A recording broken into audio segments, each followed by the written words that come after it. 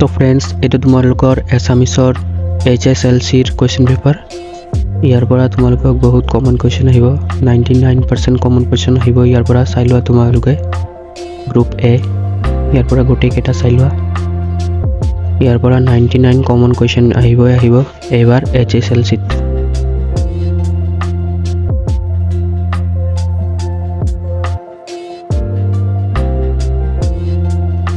গোটেইখিনি নোৱাৰিলেও ফ্ৰেণ্ডছ, কিন্তু তোমালোকে যোনখিনি টিকমাৰ্ক দিয়া আছে সেইখিনি শিকিবই লাগিব।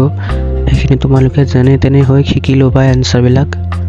এইবিলাক তোমাৰ 99% কমন হয়, টিকমাৰ্ক দিয়াবিলাক আহিবই এক্সামত।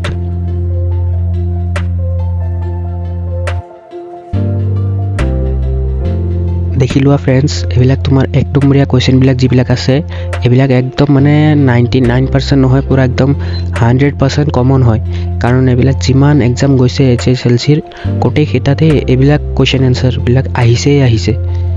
সেইকাৰণে তোমালোকে যেনে তেনে হওক এই কমন 1 নম্বৰীয়া কুৱেশ্যনবিলাক তোমালোকে পঢ়িয়ে ল'বা।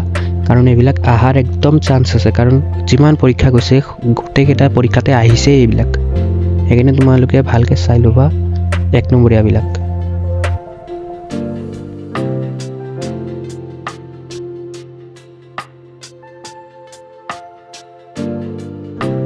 আৰু ইয়াৰ পৰা তোমালোকে চাব পাৰা এইবিলাকে যে ভাৱ সম্প্ৰসাৰণ, তাৰপিছত আবেদন পত্ৰ আৰু বাতৰি কাকতৰ এখন প্ৰতিবেদন, এইবিলাক তোমালোকে চাবই লাগিব। কাৰণ এইবিলাক 3টাৰ পৰা যিকোনো এটা 100% কমন থাকেই থাকে।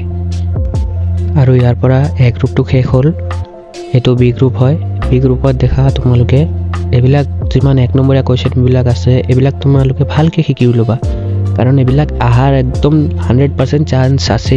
এইবিলাক একদম 100% কমন কুৱেশ্যন হয় 1 নম্বৰীয়াবিলাক। সেইকাৰণে তোমালোকে এইবিলাক ভালকৈ শিকি ল'বা।